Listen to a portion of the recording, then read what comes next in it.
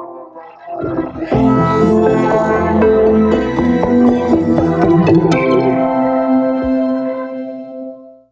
now it is my pleasure to bring in our first guests.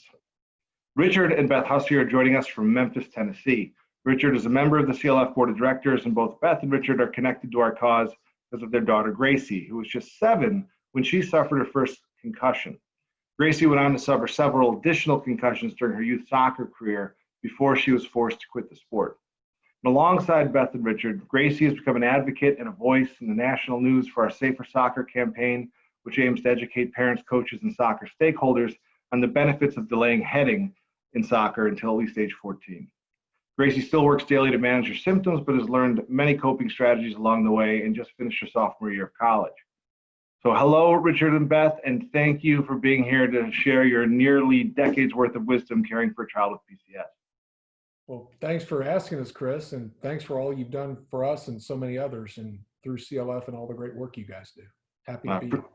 Appreciate it.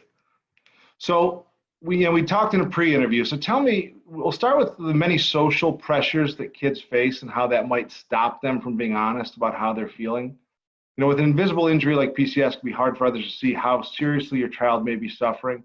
Well, what was Gracie's experience, and what advice do you have about pulling your child out from school and from sports?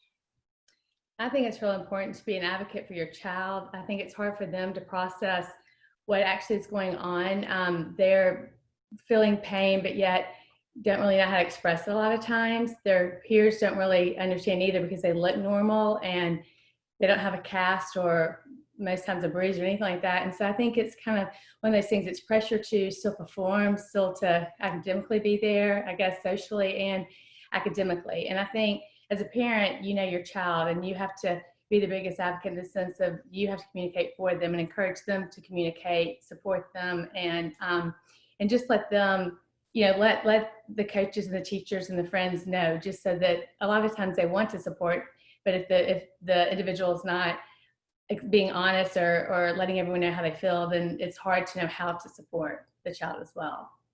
Yeah, and you mentioned you had to be firm with a lot of people in helping Gracie out. Tell me about that. Yes. Well, I think the first mistake that we made, looking back in hindsight, is that whether it's a coach, a teacher, administrator in school, or friends, you expect that they're going to have a grasp of what's going on, and that they may have knowledge that you don't have, and the fact is they don't. And so that's why organizations like CLF are so important. You almost need to go get an independent outside source for information about what's impacting your kid, because all too often, whether it's a coach in a sport or a teacher in a classroom, an administrator, we just assume that they understand what's going on and they're equipped to help us deal with it. In fact, they're really not. And so that's why when we say be firm, it's you have to be active and you have to be involved and you have to utilize the resources that are available to you to go make it happen, because your child has got the social pressures, as Beth indicated. They don't really understand what's happening to them. And then the environment around them is not a resource that's really equipped to help manage the situation. Yeah. And I know you were an advocate for a whole lot of changes with Gracie's school and in their community. So you also talked about an important lesson for parents is about setting routine. You know, managing the day-to-day can be very difficult when your child is unable to go to school or participate in the activities they're used to. Can you talk about the benefits of that routine and how you guys managed?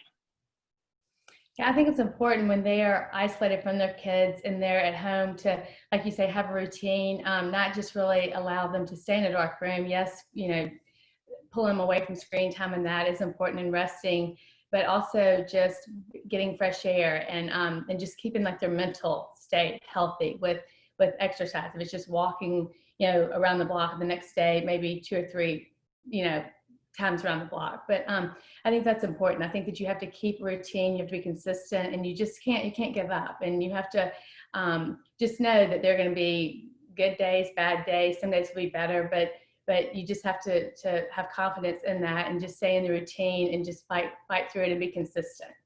And to give some of that perspective, like how much was Gracie's routine affected? Can we talk about what changed in her life when she had the big concussion and the first post-concussion syndrome?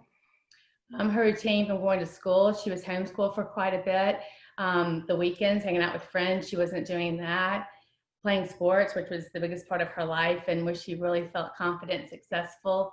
That was, she couldn't practice or participate in the games anymore.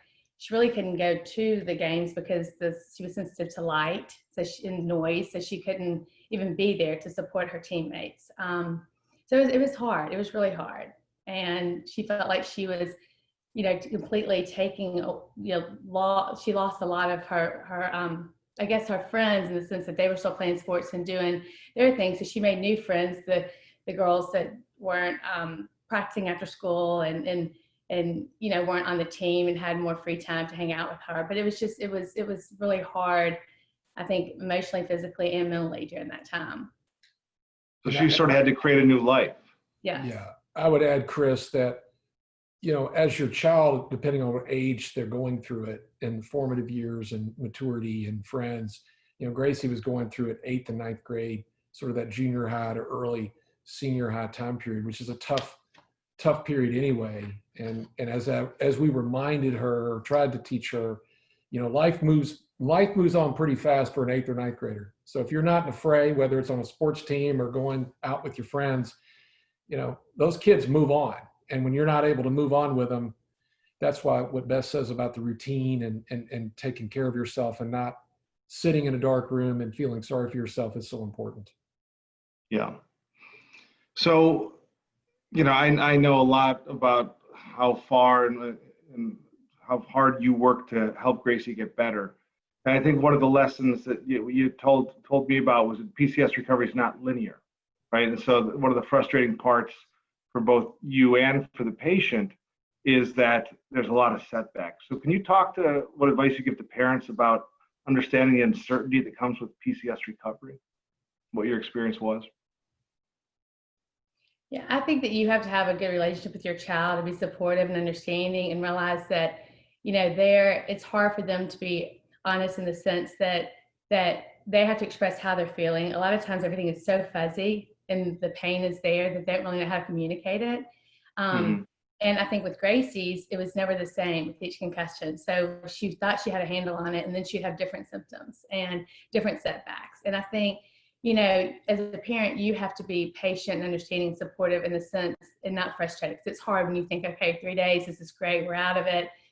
Your daughter, son's feeling better, and then all of a sudden they wake up, they have a horrible migraine that lasts for 48 hours, and you think, how did this happen? Is it really happening or isn't it happening? I think it's hard for everybody, the whole family, because you want to be supportive, but as you think that, you're out of clear, then the setbacks can come, and there can be days, weeks, and it's really frustrating. So I think as a parent, I guess my advice is to be understanding, compassionate, supportive, because they are having a hard time dealing with it, and they really aren't going to be open with friends and teammates. And so I think I had to kind of talk to Gracie and earn her trust, and let her feel like that she could trust me and talk to me, and that I wasn't going to get upset or frustrated when it's easy to do, and just realize that she did not want this to happen, and hated it, hated every bit of it. But I think you have to become a friend to your child and let them be able to trust you, so they will communicate openly.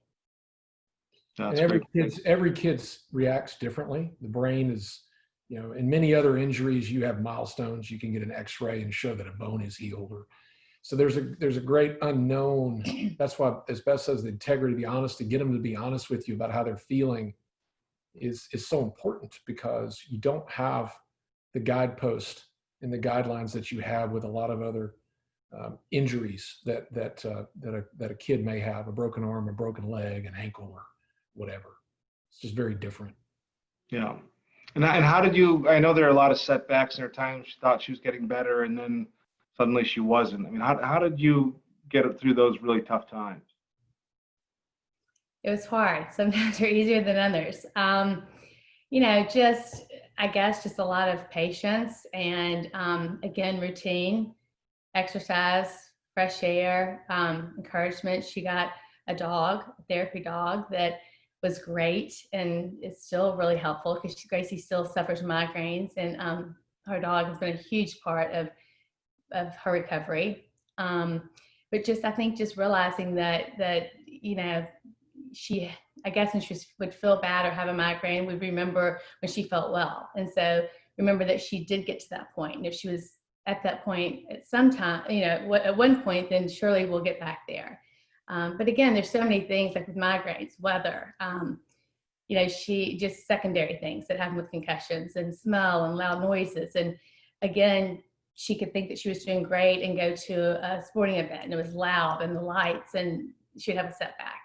And also just the physical, being exhausted. She would go and she'd push herself and end up so exhausted that for 2 days she would, be in bed and just feel horrible. So it's kind of finding the fine line, what you can do and can't do, and setting limits and really respecting yourself and being mature enough to know what you can and can't do. And I guess you get to the point where you realize that if you want to do something and choose to do it, then you may have to pay the price for it, or be mature enough to miss out on things too if you don't feel up to it.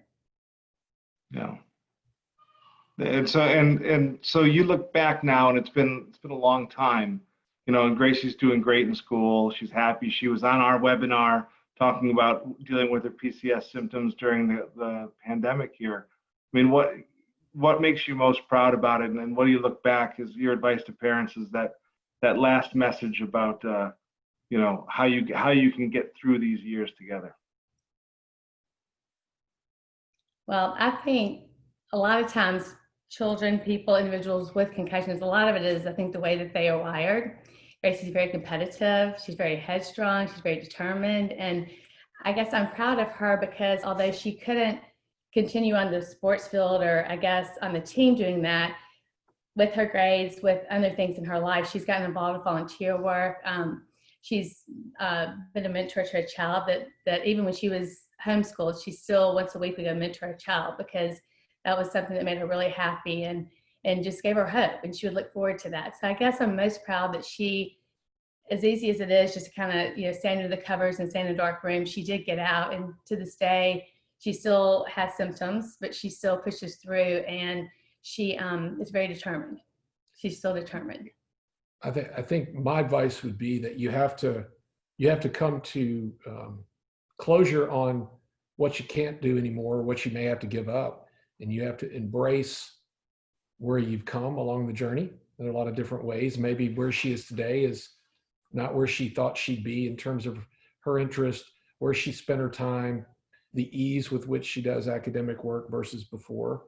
But I think you have to get through that tough period, both the physical pains and lingering symptoms, and embrace where you are in that moment. And I think that is kind of where she is today. And that was hard. Time heals some of that. And that's why Beth says you got to stay at it, and you got to build that trust, that relationship, and you have to be that advocate. And then at the end, you have to embrace that they're going to be different after it than they were before. And there are going to be things that were easy for them before that may be harder for them. But there are other ways where they change as a person that may be better than they were before. So that would be my advice, just looking at it from afar. And that's hard. That's hard for people to reconcile, but it can be done, and it can be rewarding at the end of a long journey.